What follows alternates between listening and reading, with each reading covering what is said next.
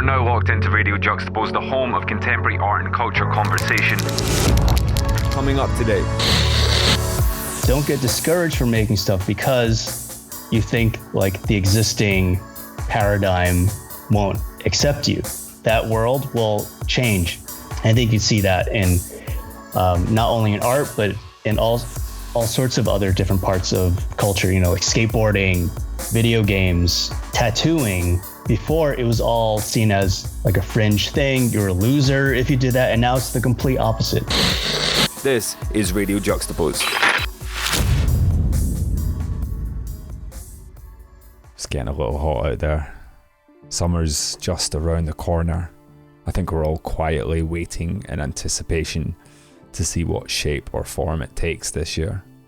Hopefully, we'll be able to salvage at least some of it. Tell you what though, the thought of a busy bar right now sends my anxiety levels through the roof. Welcome to the Radio Juxtapoz podcast. If this is your first time listening, don't worry. There's going to be some familiar sounding American accents coming in real soon. Radio Juxtapoz is hosted by the international superstar Evan Preco, who's based out of San Francisco, and myself, Doug Gillen, based out of London. Every week, we take a fresh look at the contemporary art world through the lens of those that shape it. Thanks to everyone that's been sending us messages, getting in touch with comments about the show. It means a lot to both of us to know that you guys are listening. As always, be sure to subscribe to the channel so you never miss an episode. On today's show, we're joined by a real heavyweight, an artist that's evolved and manoeuvred through various pockets of culture, whether he was designing covers for DC Comics, fashion collections for Prada, from murals to museums. He seems to find comfort wherever he finds himself. We're both really excited today to be joined by James Jean. After the conversation, myself and Evan are going to have our regular catch-up about life in isolation, which mainly revolves around the new Michael Jordan docu-series, The Last Dance. So be sure to stick around for that. Before we get into the interview with James, I was curious to know when Evan first came across his work, and of course, his answer's perfect. Enjoy the show.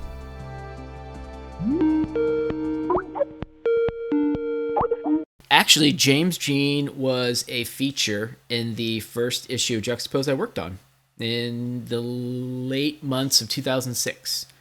And I had known his work, but I didn't really know him. I didn't know his name because I was like I paid attention to comics, but I didn't know, you didn't really know people's faces at that time.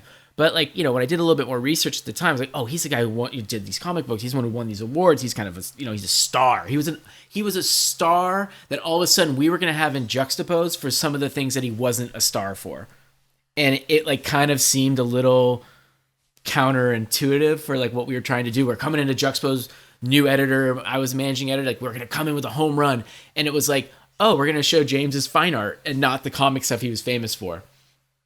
And I remember it being like, is this what we're going to do? Are we going to do this stuff? And I remember like we had another artist in that issue, Rob Abeda, who was like a creative director for Stussy. And we showed like his abstract paintings. And I was like, okay, so we're going to take all these people what they're famous for and we're going to put it in the magazine for things that people don't know about them yet.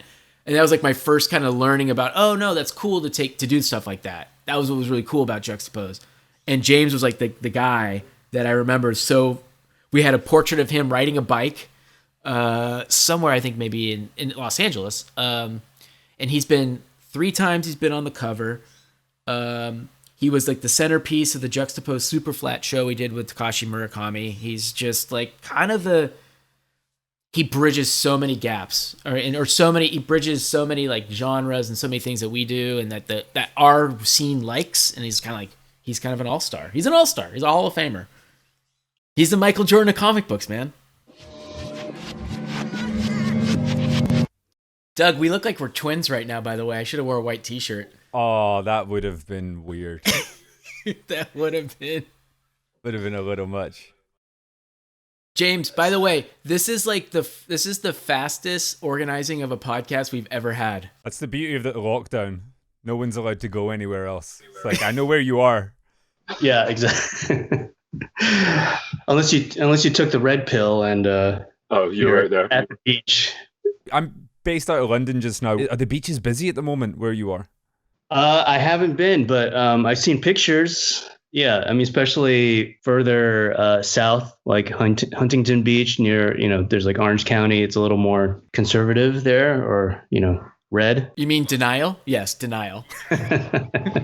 Yeah, it's crazy. I mean, I live pretty close to Santa Monica, and we haven't been there yet. So you're being a responsible parent. I'm trying to be. It's a huge struggle. Yeah. So you're in Los Angeles. You're in West Los Angeles. Yeah. And I know we talked like right when the pandemic happened, and you're like, yeah, I understand that you're a parent. Your life changes immediately when something like this happens. Are you now like an expert on the Zoom teaching, the kind of conferences? And are your kids old enough for that? He's just starting. So, he was in like a Japanese preschool before. And we were going through the whole process of applying to, elementary school, kindergarten. And we were relieved that he got into the school that we wanted to get him into. And then the pandemic hit. And now that's all up in the air. It's super uncertain. And, the school just announced some online classes. But, he's been taking a couple of classes a week, Japanese classes, just like hour-long lessons. Sometimes he can sit through them. I would say most of the time he can sit through them. But yeah, I mean, you do have to like sit with them. I was gonna say, can you sit through them? We tried this one thing where there was like a reptile wrangler that was doing like a Zoom thing for kids, and it just didn't work. Like they were outside, so the internet wasn't very good. It was just like very choppy, and you couldn't see the reptiles at all. Really, it was like they were all like blurry and like a lot of artifacting going on there. But the vision was there. That's the main thing. The effort, yeah, the effort. My girlfriend was doing these art tutorial classes online, and one of the people rented a baby hippo from the Cincinnati Zoo to stream in so people could draw the hippo. It was like amazing. And all these kids were like taking it. It was amazing. Oh, wow. I don't know if you guys know baby hippos apparently are a thing because there's not that many of them. That's one way to throw the listeners a little curveball for the start of this episode. They came for art, but they're getting baby hippos. Doug, it's a pandemic, Doug. Nothing matters anymore. Days don't matter. I mean, this is I showered for the first time in a week for this podcast. I just shaved for this podcast.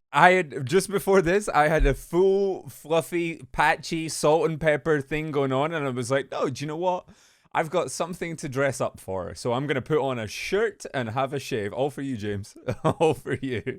I'm honored. Well, okay. All right, so you showered for the first time in a week, but like, are you getting any art stuff done? Has anything in your like art scheduling changed at all, or are you kind of trying to be as business as usual with being productive? There's a lot to, I think, talk about there. Obviously, a lot has been disrupted. I was supposed to have a show in Beijing in June, and this was going to be a continuation of the museum show I had last year at the Lotte Museum of Art. So we're going to bring over a bunch of those massive paintings I'd done and show some new work. And then that's kind of just on a indefinite hold right now. Not because it's things are stalled in China. Actually, everything is kind of back to normal in China, is because they don't know if I can even travel there now that the U.S. is in such a bad spot. I might be stuck in quarantine if I land there. And I've been making a lot of things overseas. So like the publishing of my books, I was supposed to have a book out by now. That was delayed for a couple of months, and now it's getting back to normal. So we hope to get that in by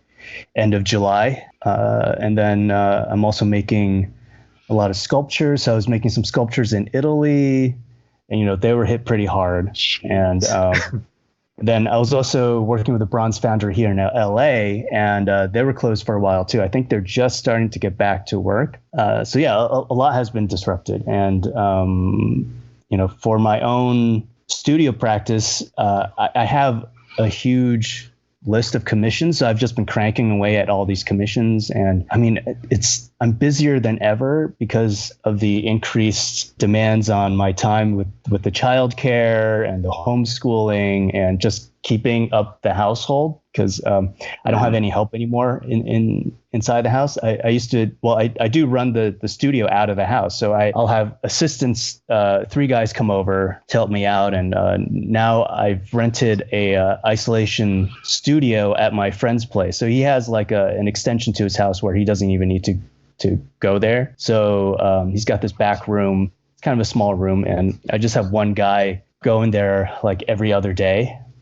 And that's how we've been keeping them separated, and everyone seems pretty comfortable with that. And I really can't envision having people come back to the home in the foreseeable future. So, especially because my kids running around. I mean, it was really nice before to have the family here and the work here. We would have our tea times. I don't know if you've seen that on my Instagram. We'd have a break every day, and my wife would prepare like, an interesting array of snacks for everyone to have, and, Japanese snacks. Yeah. Now in the future, I don't know, I might have to rent a new space, which kind of sucks because I love the efficiency of just rolling out of bed into work.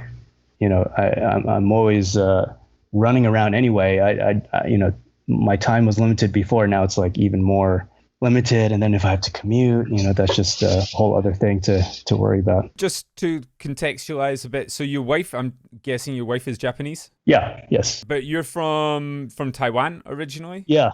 So I was born in Taiwan. You were talking about your kid learning Japanese. How's I mean, obviously with your work, there's obviously a great understanding of Japanese culture. How's your understanding of the Japanese language and everything like that? Oh, it's almost non-existent.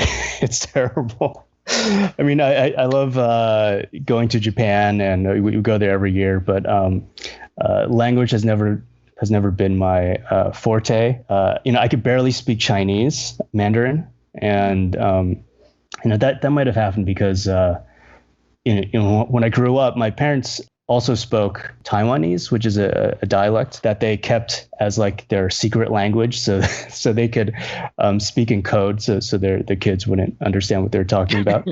And I don't know, maybe there's some kind of psychological trauma there, but I've just, and I always resisted going to Chinese school on the weekends, and I felt this intense pressure to assimilate into the culture at large in New Jersey. Yeah, I'm kind of I'm basically monolingual at this point. But when I went to college, I started traveling more. So I went back to China for this weird program. It's called the China Synergy Program, where they wanted to attract back ethnic Chinese students to kind of attract talent from overseas and have them like see how great China is or is becoming. So this was like in the year 2000 or 2001. And they would take like all these college kids from all over. And, I think I was the only person who went to art school. There were all these kids from like Harvard, Stanford, all these prestigious universities. You had to apply and write an essay on like why you wanted to go. So it was like a 3-week fully paid trip. And they put you up in, these, really fancy hotels to try and show you how amazing China is. And, that was sort of like my first reintroduction back into Asia. So they took us through like Hong Kong and Guangzhou, Beijing, Shanghai. And then since then I've sort of been going back a lot more. But recently it's been mostly Japan, because it's just an amazing place. And really sad that we can't go there this year. How long did you live in Taiwan for? Well, I moved to New Jersey when I was 3. So I barely remember any of it. And then it was literally between when you were 3 to college, to this kind of almost, it sounds like an Israeli birthright, I think. Yeah, I was going to say that. What did your essay? What did you write in the essay? This essay that you wrote like 20 years ago. when you're in art school, writing essays isn't necessarily like the most like comfortable thing to do. But how did you pitch yourself to get on that? I'm curious. I really don't remember. Okay. I don't know. Talking about. You didn't just like draw a picture and be like, look, I'm really good. No, I think it was just different enough from, all the other, college kids who went to, so-called legitimate schools that, maybe they wanted some kind of, I fit the diversity quota. I think that's what happened. Okay. The diversity quota that only included ethnic Chinese people.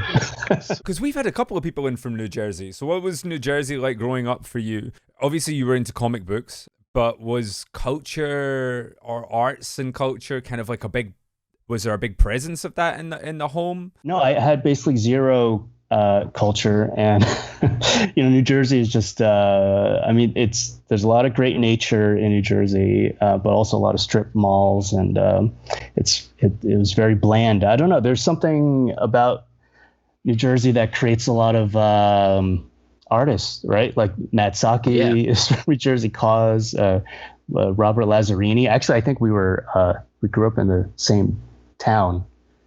He's about 10 years older than me. He probably doesn't know me, but yeah, I don't know why New Jersey tends to be like a nexus of a lot of different things, but no, my parents weren't artistic. So, my dad, worked in industrial plastics, and then my mom eventually worked at that same company.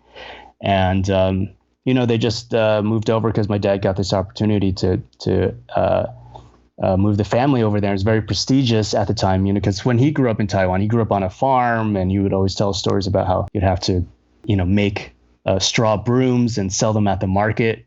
And the typical story of poverty to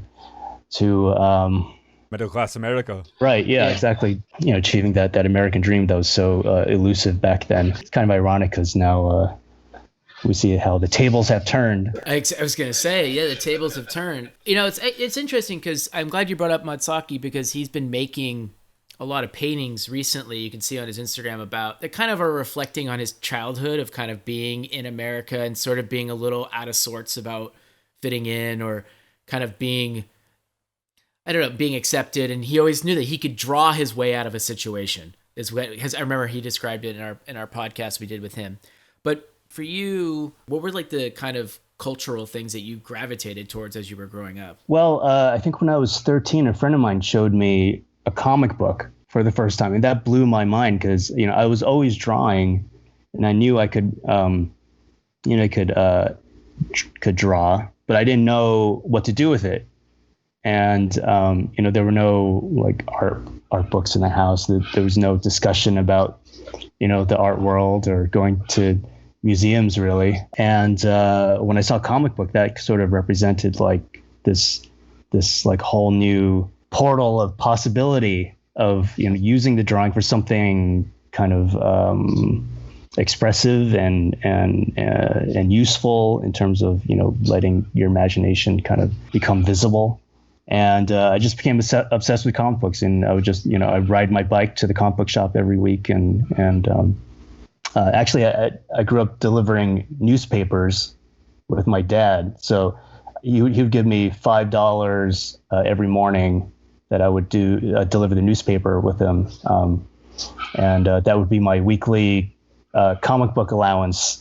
So that's good money. I amassed a lot of copies. What's our ballpark year that we're talking here? Is this 80s? Well, I started doing this when I was 13. That was 93. Oh, shit. Sorry. I was like a little. I don't look that old, I hope. Not yet. No, not at all. I'm curious because, for a lot of kids now, or people kind of in our age group, you were kind of that person for them. Like they saw a comic book and you kind of inspired them probably to get into art, or I can take my skills and get into art. When did you start learning about the names behind the art that you liked? Like the artists that actually created the stuff that you got into? Because at the time in the 90s, like it wasn't as easy just be like, look somebody up on Google, like, hey, this is the person that makes this stuff. Like there was a big gap between who made the art and the actual final product. Well, I mean, I think in comics, the creators were pretty well known. So you would always like chase after all the stuff that they would do every week. Okay. You look for the work, but yeah, I mean that there was that, I was on the cusp of that a huge change, especially in college, because when I went to school, no one used the computer. I mean, you had to go to the library to use the internet. That really changed everything. Like right when I graduated, that's when everyone was starting to, like make their own portfolio websites and I think there's only like one person in my graduating class that used Photoshop, and then now it's completely changed. It's completely flipped. And what's interesting also is that it was mostly male in my class, and then now I have friends who teach school. It's like 90% female. And then a lot of gender fluidity that's happening now too. So it's very interesting how things have changed in the past 20 years. Something in the water, maybe. I don't want to get all Alex Jones on you, but oh no, there's enough of that in the world right now. If you wanna go down that rabbit hole, there's a whole part of YouTube just saved for you for that. We're gonna see a video on James's Instagram later today of him walking on the beach, just like, I can be here, whatever. I saw that the New York Times did an article on that on this little mini documentary called Plandemic. Have you heard of that? Oh yeah. I didn't even watch it. I watched 2 minutes of this thing. I was like, you're all canceled, everyone that shared this. It's funny because I'd never heard of it until the New York Times did that article. I'm the same. Yeah. How viral this video went, and it like beat out like the most viral video that any kind of music artist or any kind of celebrity has ever done in the past. And I was like, wait, what is this video? I guess I don't exist in those bubbles. Yeah. But now that they talked about it, I'm like, okay, I want to see it. And I tried looking it up, and it's been deleted on all the mainstream sites. So, I finally found a link and saw it. And, I think it's important to look at all that stuff. It's kind of like a mental vaccination, like the more stuff that you see in like all the different bubbles, like you kind of develop like mental antibodies, and then you hopefully develop like some idea of actual reality. I don't know. It's crazy. Not. It's crazy. No, I completely agree with what you're saying. It's crazy how that you could have the most viral video that they're talking about, and they're like, this has broken all records, and you're like, I have never heard of this thing, because it's viral in bubbles. And then it's only these little moments that you realize how much of an echo chamber that we all live in. We all live in these isolated, self-programmed algorithms, that we say, we want to see this, so this is what we see. I don't want to see that because I don't agree with that, so I won't be shown that. And then it's those moments you're like, oh shit, there's something kind of going under the surface there. Yeah, I think it's really criminal how we've been so manipulated by these algorithms. I mean, Facebook is so evil. It's so terrible. I mean, I don't use it at all anymore. I haven't used it for years, but yeah, it's really kind of destroying our ability to have like a more objective view on things. When Instagram was good, there was no algorithm, right? Like you follow the people you followed, and you could see everything that they posted, and not everything will be something you want to see, but maybe it's something that you need to see. It's like getting your vegetables, right? But now it's just like we're getting inundated with so much junk, and it's like this mass zombification of. It's memes, I'm as guilty as anyone. I'll sit there. If it's a meme on the feed, I'll sit there. I may not like it, but I'm going to read it. And if there's more than one, I'm going to read every single one of them. And because it feeds that, it's like, oh, we know what you want to see. You want to see more memes. I'm like, no, I don't. I want to see the stuff that people are doing that I follow. I actively want to see what kind of creativity is out there. And then you end up just like getting the wrong stuff, and it's like, this doesn't work for me. It's poison. It's a mass poisoning of our psyche. James, does we're kind of jumping around, but whatever, it's great. Does the news seep into your work at all? Like, is it hard to shut off? Because like when I look at your work, I don't think of like contemporary politics, but like there is, you gotta be, it affects something, right? Yeah, I think it does. I just listened to your podcast with Cleon. His stuff is, really touches on a lot of that subject matter. But, I always felt like my work was kind of an escape, I guess, from worldly concerns and exploring more like universal allegories and narratives, and delving deep into the subconscious. Yeah, I think the reason why I make my work is because it's an escape from reality. Few things seep in here and there. I really can't think of anything right now, but that's not the intent of the work. Even though while I'm making it, I'm listening to everything that's happening out there. I listen to a lot of podcasts, and I keep up with the news and Twitter and everything that's going on. But yeah, I mean, I don't know if that's the role I should take, because I believe that each artist should kind of explore their own natural gifts and inclinations, and that's what makes good work strong. Obviously, it's great when art can open your mind or expose you to new perspectives on the world around you, and to feel contemporary, to feel like it belongs in the time that you live in. I always felt like I was kind of contrarian in a way, where I wanted to be like maybe a little old fashioned. I think there was a tagline on my old website that said like pictorial convention. Yeah, I mean, I always felt like an outsider in a way. So like I was kind of always doing like a little bit the opposite of what was kind of expected in the contemporary art world. Not to say that it won't happen in my work. I mean, I've been thinking a long time about how do I bring, my background, my being a Taiwanese American, like how do I bring that into the work? And it's been discussed among some of my friends, but it might happen soon, I think. But yeah, I don't know. It's interesting, yeah, because I am like steeped deep into a lot of information, but but somehow the work kind of always remained like a separate thing, kind of like created by like different muse, and then I'm just like the vessel for the muse to speak through. But is there a sort of a large collective of Taiwanese people from in where you are in LA, or more so when you were in New Jersey? I think there was a small group, but I didn't really see too many of them. I mean, my school was mostly a lot of Italians, Jews. There were some East Indians, but very few. I think Matsaki probably has a similar experience where, there were just very few Asians around.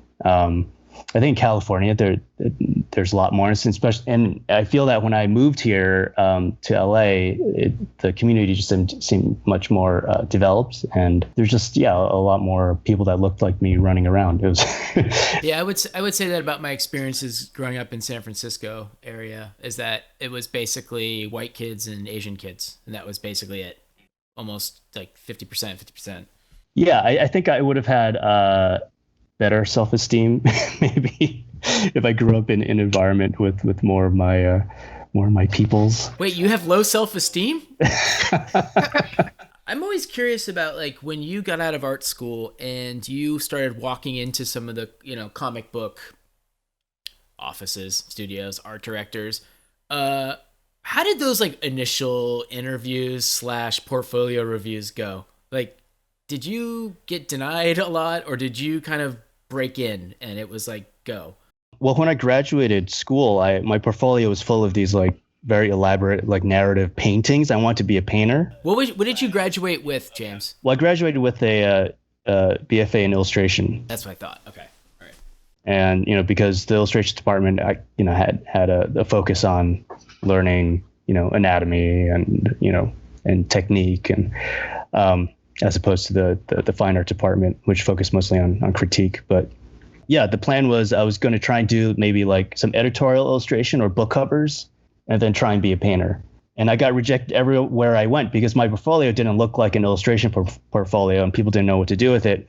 And sort of as like a last resort, my friend said, "Hey, you should drop off your portfolio at DC Comics to this art director, Mark Chiarello." And I stopped by to see him, and I actually showed him my sketchbook, and I think my sketchbook really kind of got me the gig.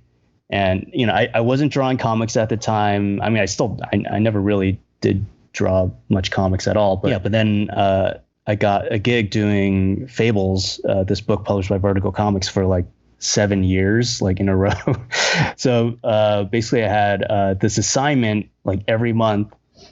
Where I would do one cover for Vertigo. And in the beginning, that was enough for me to survive on, to pay my rent and then have a little bit left over. And then once those covers started coming out, then I started doing more editorial illustrations, because art directors would see those comic book covers. And then I started doing stuff for magazines and then newspapers and album covers and advertising. It kind of snowballed where I became really well known as an illustrator, and it's really difficult to kind of pursue my personal work. And then I think around like 2007, Eric White recommended me for this this job with Prada, because they were doing these large wallpaper coverings for the Epicenter store in Soho, and they were looking for someone who worked in comics. But the funny thing was, they had one idea to do like a graphic novel wall covering, and I wasn't really doing that at the time, but since I worked in comics, they thought I was a comic book artist. It's kind of confusing, but I did, we worked on the pitch and it was rejected, but then I actually sent in my own ideas, and then it turned into like, this large, like non-linear kind of surreal Boschian landscape that Mrs. Prada really liked. And then that turned into a clothing collaboration. And then we did an animation. And then at that point I was like, okay, I think it's time to maybe step away. This is kind of like the pinnacle of what I could achieve as like an illustrator. Maybe this is a good time to kind of just pivot to painting. And then I had my first gallery show at Jonathan Levine in 2008. Right. Yeah. At the height of the financial collapse. So actually, when I graduated school, that was, 9/11 had happened. And then when I started my painting career, the financial collapse happened. And then now that I'm, starting like my museum career, now that we're in this big pandemic. So it's funny to see like these patterns happen. So thanks for that. You can only go up. You can only go up from here, which I think is the lesson. There's a lot of things. The timeline just expanded so much there. Yeah, quite dramatically there. Because I don't know much about like comic book illustration and what that environment and that culture in somewhere like DC Comics would be. Was there ever weird you being not a comic book guy, a comic book fan, but not a comic book illustrator, coming in and doing a cover? On doing series of covers? Was there ever like a kind of like, you should be doing this before you do this? I mean, perception wise from the audience, there was never an issue, because they really liked what I was doing. But I noticed there were some weird things behind the scenes where like, I did some covers for like Batgirl, Batman, the more traditional superhero stuff. They always split up the duties between, there's like a penciler, an inker, and a colorist. And that seemed really weird to me, because I was like, I'm just making like the full image. Like I don't need a colorist, yeah, Right. And then the other thing that was a little unconventional was I asked to use the logo of the book while I was composing the image, because it was such a huge part of the composition that I felt like I needed to integrate that somehow. And maybe that was like a little bit innovative at the time. I know like Dave McKean was doing a lot of cool things with Sandman, and that was a big inspiration too. But just, things that felt natural to me, in terms of just like, I'm just making an entire picture by myself, like was very weird in the comic book world, where it was, kind of split up between, it was like a division of labor thing that was a holdover from, the studio system that developed, over the past century. But did you have to sort of go cold turkey when you got out of the comic book world? Like, I'm not taking any more assignments, nothing else, I'm going to focus on painting? Or did you sort of ease it? Because I was trying to remember when we did the feature on you in early 2007, I think, but we started in 2006. Like if you were starting to wean yourself off, I can't remember. Yeah, I think that at that point I'd stopped. Yeah, and I think a lot of people were not happy about that, or sad. They were saddened. When you say people, do you mean like readers, or do you mean like people in the industry, or both? Both. Yeah. So I think at the near the end, I was doing covers for Gerard Way, my Chemical Romance. He did a book called Umbrella Academy, which is now a show on Netflix. And I was doing the covers for the first story arc, and then he really wanted me to continue doing the covers. And at that point, I was like, unfortunately, I really want to pursue this other thing. I'm really sorry. And I think we didn't speak for a while. I think we recently started talking again. But I was going to say, if we get any down thumbs on the YouTube, we know who it is.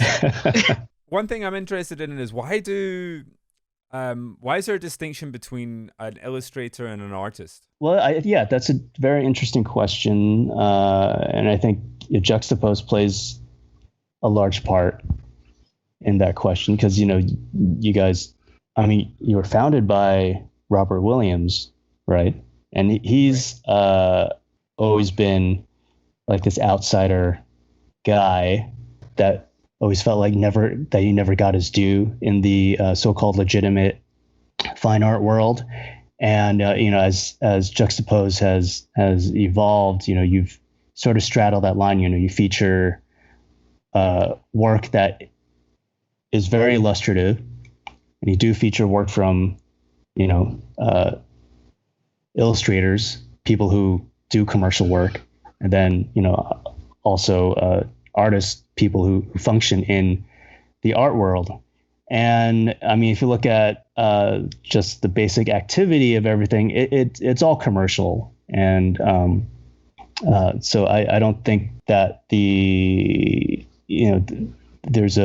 don't think there's a true distinction, between a commercial artist and a fine artist when there's financial transaction involved, and especially more transparent now that you see all these online viewing rooms and you can see all the prices of all the artists. And it's not to go on another tangent, but do you follow Brad Trammell? Do you know this guy? Yeah, he has it's like a art meme account, but not another one. but Brad's he's almost like a life coach for artists, and he's all about kind of breaking down the system of the art world, especially in the art education world, the MFA factory, I guess. Basically says you don't need to repeat the same thing over the course of an entire career to be considered a serious artist. You can make whatever you want. You don't need to make work for what he calls Count Choculas, basically like the evil, capitalists that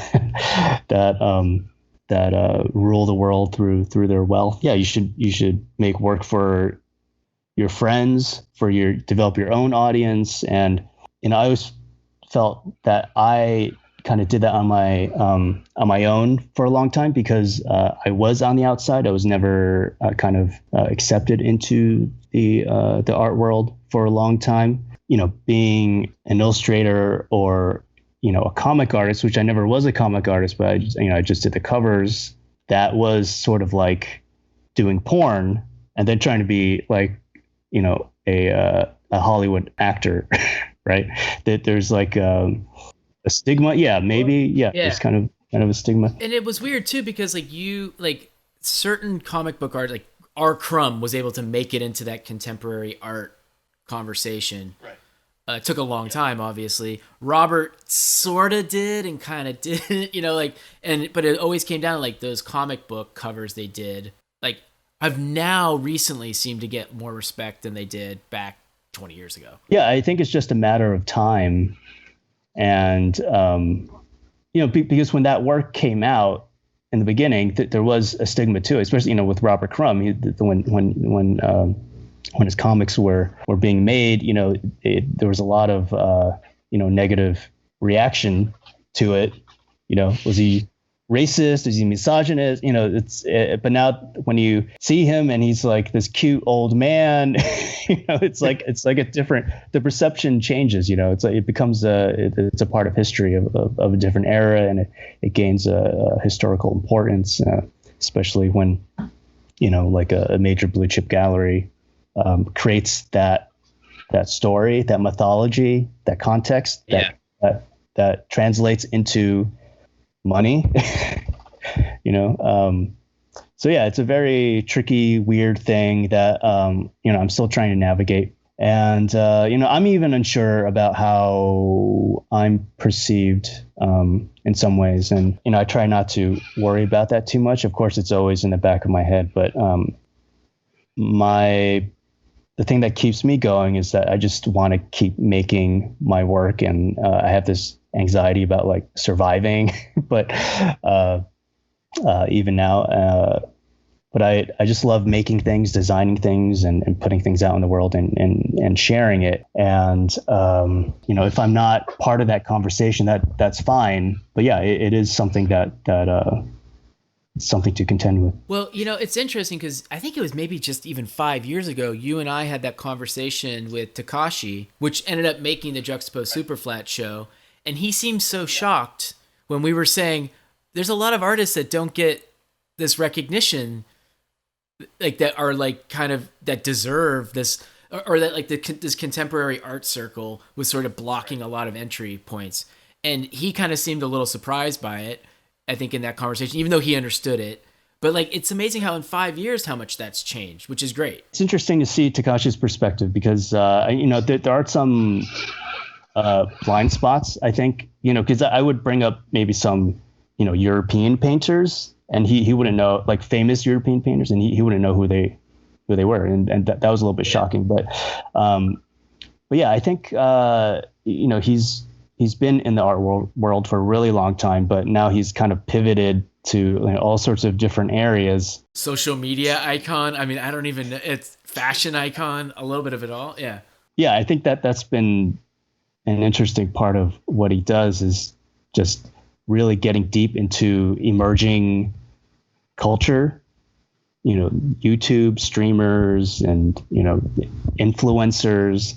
And some of that, I think he said that, he's gotten a little bit of influence from me, from some of the things that I was doing in terms of, some of the friends I've been making, like in the culinary world, and, maybe jewelry, and doing just anything really that seemed, like an interesting collaboration or transformation of the work. But, for sure, he's definitely been a pioneer in the case of someone from that vaulted, art world, kind of doing a deep dive into, like Twitch streamers. It's kind of, I mean, I guess you see Richard Prince doing that too, but it's the juxtapositions can be really entertaining. Is acceptance from the fine art world something that you want? I mean, a long time ago, maybe, yeah, a long time ago for sure. That when I was in my late 20s, early 30s, and then now that I'm 40 and have done a bunch of different things, I don't think so anymore. I mean, I think I feel more confident now, and in what I'm doing. And I think a big lesson was that during my late 20s, I changed the work a lot. I was trying to make my paintings more serious in a way, basically trying to do work that I thought was more acceptable in the art world. But it turned out everyone was interested in the previous work. Like what's that line from Woody Allen? The aliens come down to Earth and they tell him like that they like his earlier, funnier films. before he got all serious, and then now he's like canceled. Oh, he's done. He's been Polanski'd. Yeah, in terms of the acceptance, I feel like I'm working on museum shows now, which I think is a sign that doesn't really. I was gonna say that kind of helps with the confidence a little bit, doesn't it? A little bit, yeah. The trauma from New Jersey is still there. Yeah, did you ever feel pressure to kind of like go down that route that I've seen? My original interest was more in street art, and that kind of was my gateway drug to the wider art world. And within that, especially with graphic design and illustration, there was always this kind of like this, from so many artists, it's like built upon a character. You know, you build a character and then you build that world, and then the character will follow you. Was this ever a question that you had to have with yourself about creating work around a particular figure or a narrative in that way? A mascot. Kind of. I mean, like I see it a lot in street art. It's really it's quite prevalent, and I was wondering if this is something that ever kind of you ever had to navigate through. No, I had avoided that for a long time. I mean, not purposely avoided it, but I was just doing a huge variety of different things, and that never really came up until recently. I started kind of going back. Actually, at Takashi's suggestion, like maybe around 2015, we did a small show together, and he said, "Hey, why don't you? I really like this older work. Why don't you go back and see, what you can do with it?" And so I've actually kind of returned to some of my older images and mined them for new material. And recently I started doing more like edition sculptures with this character, this kind of like bald-headed kid that looks like he's from the animation Fantastic Planet, and this one character I call the Descendant, it's this kind of upside down boy that's like floating in the air, and it's sort of meant to kind of evoke the feeling of just being in transition. But that's only happened, in the past couple of years. And I can see how effective that is. It's something, like I said before, I've always been like a little bit of a contrarian. So I always avoided doing toys. I always avoided like making the same thing over and over, or focusing on a singular character. But I do see the power of, branding. And, maybe I've gotten soft. In my old age, I've just succumbed to what give it a year, what the market is demanding. Yeah. I was gonna go into your work a little bit while we were there, while we're talking about it. For an individual piece, you'll be pulling in references coming from history, art history, mythology, all these different concepts and ideas. How do you decide what fits where? Maybe talk us through it a little bit. Sure. Well, it all begins with just a drawing. Sometimes I'll have a very clear idea of what the image is, and sometimes I won't. What's interesting is that a lot of times that the narrative only happens like after the image is finished. Like I'll make the picture and I won't know what it's about, but then comes the time where I need to put my conspiratorial, what do you call it? Conspiratorial hat on. A tinfoil hat, I think they call it. Yeah, exactly. And start to make all the connections, all the, the symbols, the characters, what they're doing. I'll create the narrative only after everything is drawn, which I think is kind of fascinating because, maybe means I'm tapping into something universal in a way. And then, I have all these books on like ethnographic art or, Chinese art history or Japanese woodblock prints. And, then of course, I'll Google things like, what does this particular thing mean? What are its connotations? And I'll find more references that way. And then afterwards, it actually kind of creates an unexpected story. That's the most exciting part of the process for me. It's having the sketch tell me what it's about. It's rarely that I'll like read something or see something and then translate that into a piece. It usually just comes from, I guess, the ether. And there must be a great degree of emotional investment and attachment to a piece then. Sometimes, I would say, most of the times, I just like finishing stuff and then moving on, and letting go and just, cutting it off and moving on to the next thing.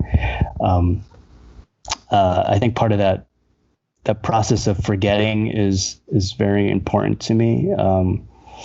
And maybe that explains why my memory is so terrible. Maybe that's why I can't remember how to speak my native language.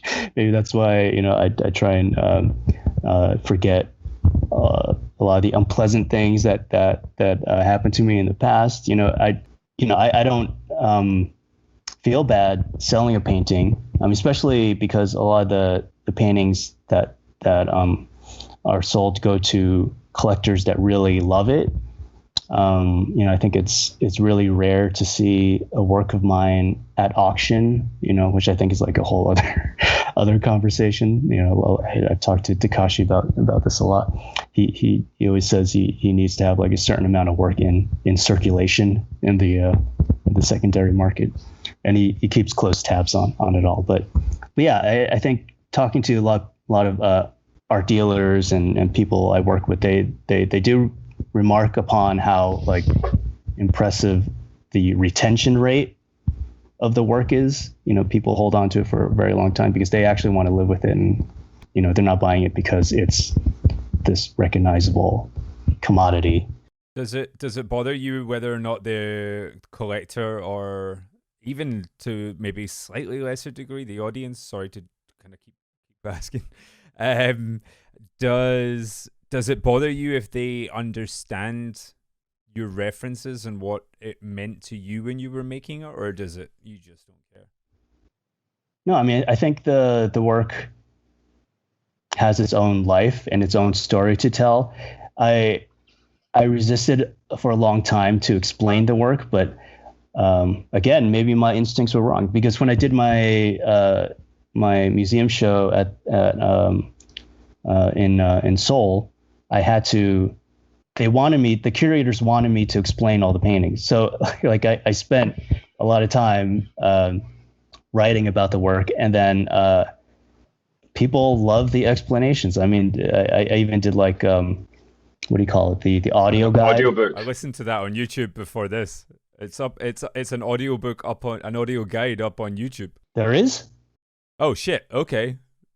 Someone's ripped it. I listened to it before this show. Whoops. The lawyer's getting called right now. I mean, James, I was wondering too, like, to me, like when I see your work and when I hear you talking about it, there's something so contemporary about what you're doing, because you're talking about Chinese influences and Japanese influences, and you're Taiwanese, and you grew up in New Jersey, and like there's this melding of so many things that feels so contemporary. Like, do you have scholars or critics in Asia that are just so fascinated by how you've mixed all these different cultures together? And is that a conversation that you have there now that you've had a museum show in Seoul and now you're going to be going to Beijing? Is that a conversation that comes up? Yeah, it does come up. And, for the catalog, they enlisted some help from some scholars from the art universities there. And they've written some nice essays about the work. And, I mean, I think that's the next step is to work with more writers. And I did work with a friend of mine who's a writer who used to work at the Getty, and he's actually more well-versed in architecture, but he did write a nice essay about my work. And we go into also the influence from California and, wildfires and all sorts of stuff, all sorts of connections that happen there. I don't think people realize, like, I guess how layered a lot of the work is, even in like the wordplay that happens, because there is a lot of, I guess, what'd you call it? Like, I have a lot of fun with the work. Like, for example, I recently did this painting. It was a commission for, this big executive of a company, and it was through like a art consultant, and it's this painting called Skipper, and it's like this one of my characters, and he's kind of like skipping through some clouds. And she was like asking me, what is this painting about? I just need like a simple thing. I was like, well, he's a skipper, but I mean, skipping through the clouds, but skipper is also like double meaning is, like a captain of a ship, or, pilot of an airplane, or, it's like very appropriate to who's receiving the painting. And then, minds were blown, so, oh, that's perfect. That's amazing. I think going forward, I will try and, put in a lot more I guess, illumination behind the paintings. Because before I wanted the paintings to be mysterious. I wanted people to kind of, uncover the hidden, nuggets of information themselves. But maybe people just don't have the time these days. James, you've graduated into museum world, man. Like now it's like you got to write essays about every painting. You got to like. I was just saying, I just wrote an introduction for my friend Mu Pan. Oh yeah. Yeah, he's going to have a large book coming out, and that was interesting to explore and talk about our shared identity. Because Taiwan itself, it's like a very conflicted place. It doesn't have a established identity because China claims that it's they have the one China policy, and it's very controversial. And even I probably shouldn't even talk about it now, but You're gonna have men at the door in dark suits. probably, yeah. The news yesterday in China was kind of, oh, okay, things are accelerating a little bit. Who are some of your artistic heroes? Well, Takashi Murakami for sure. Mostly painters. Neo Rauch is a big one, and I know he's definitely had a huge influence on a lot of painters. Chris Ware was another big early one. Great one. I mean, it really ranges from all over. Gustave Doré, to go way back, and there's too many to list, really, because I look at everything from all sorts of fields, and West African masquerade. It's like a big inspiration. So if you look at like Nick Cave's work, you can see how he's been able to take that into this contemporary context, and I just love like line, color, shapes, texture, and also how as humans we're able to kind of transform ourselves and constantly create new mythologies that we can escape in, and kind of how we can use those stories to reconcile our relationship with the world. And basically I like artists that use their hands. You could see a lot of the handiwork in the paintings or in the craft, and I'm really drawn to that. What's interesting, James, is that we're doing a reader survey at the moment, and I kind of snuck a little peek of what the artists that everyone, like people that, the artists that people like, who read Juxtapoz. And you, Neo Rauch, and Lisa Yuskevich are all kind of like, and it's like, I was like, oh man, because like when we were doing this conversation, I'm like, I feel like that's a lot of influences that you guys all kind of share in the way that your art kind of, the final results of your art. I thought it was great to see that from our readers, so that was cool. Yeah. I love Lisa's work too. Her paintings are amazing, and I really want to get back to doing work that's more painterly, with more like atmospheric edges, softer edges. For some reason, I've gotten like too obsessed with making these like perfect lines. I'm trying to break out of that right now, but yeah, I think there's something there in terms of having conversation with dreams, with our bodies. Yeah, it just feels like a very human kind of approach to making art. I was going to ask if you have a particular avenue or area of mythology that you like to research more than others, or if there's any characters from your research in mythology that stand out that you just were like, fuck, that's cool. Oh shoot. Well, I think there's a lot in Chinese mythology that's very cool, and you can see in the movies that they're making now. It's that they're able to. If you look at like the Monkey King, there's so much there, but I'm also looking at actually I recently started telling my son about like Greek mythology. I forget how that came up, but I was telling him about like Titans and who they are, and then he was like, what was he saying? He used the word Titan like during one of his sessions, one of his online sessions, and the tutor's like, what? Where did you learn this word? but it's cool to see like Greek mythology. And you see that turn into like the video game, God of War, and to see that like visualized, and there's too much stuff, and it's hard to rattle it all right now. But yeah, I kind of put you on the spot on that one. Should be sorry. Do you still get excited by painting then? Well, yeah, I love painting. I mean, it's the thing that brings me the most kind of comfort and stability in my life, as everything else around me is kind of, constantly disintegrating. I guess that's the concept of entropy. Everything's just constantly falling apart, and we're like doing our best to kind of prop everything up. But painting is easy. It's like very low risk. It's just like a flat surface, and you make marks on it, and the end results are incredibly gratifying. And yeah, it's just I can't imagine doing anything else. It gives me like the most fulfillment and excitement of anything else I can do. I don't know if that sounds depressing or if that's good. No, but I felt like I had like a question to ask, and I'm like, no, I did. That kind of feels like a perfect, I don't know, like a perfect way to conclude it. It doesn't sound depressing at all, actually. It sounds like somebody who likes to paint. I hate this question, but I feel like I have to ask it just based on... I'm curious now. No, it's a cliched question, and how you've managed to get... I see a lot of DIY in what you've done. You've broken through all these different pockets of culture to get yourself to where you are. What's the best piece of advice that you can give for doing that? Like, what is the key to that hustle? I think, there's two parts. I think the first one is diligence. You just keep making stuff. The second part is don't get discouraged from making stuff because you think like the existing paradigm won't accept you.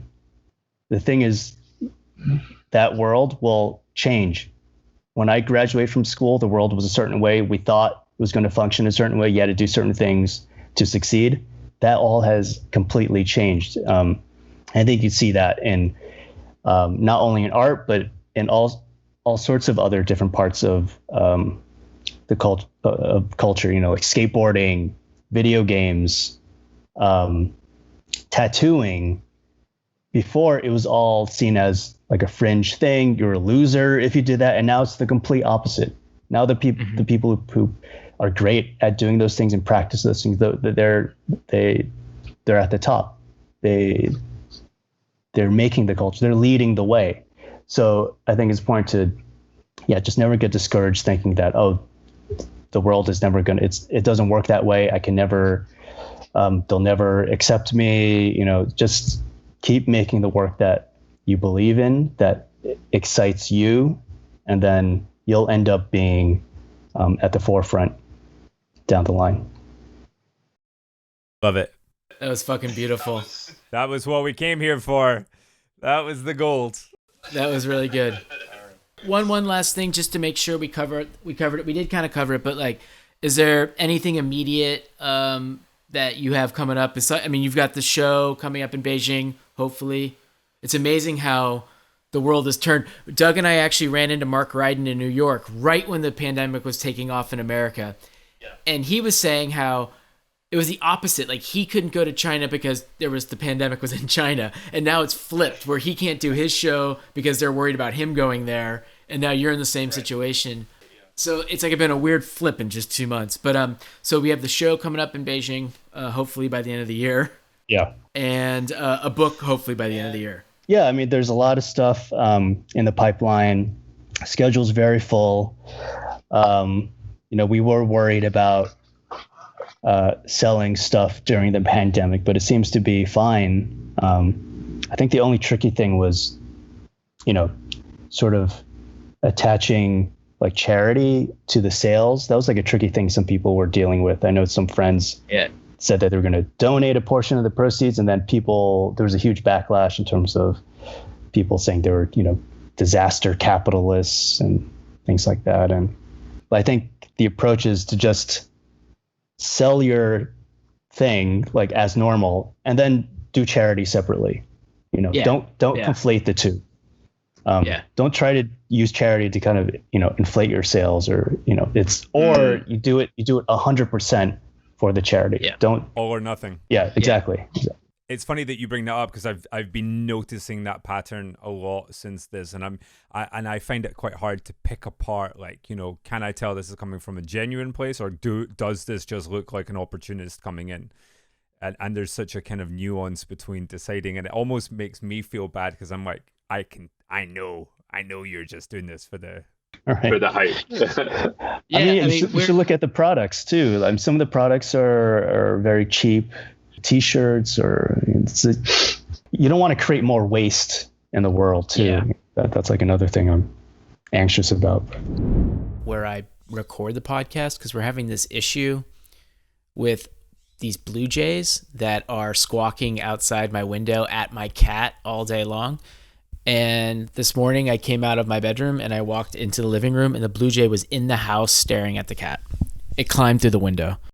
Oh wow, that's so Kubrick. But the thing what's interesting is I think they're hanging out because there's no like noises anywhere. Like there's no construction, there's no that kind of city sound or whatever. They're just kind of like taking over.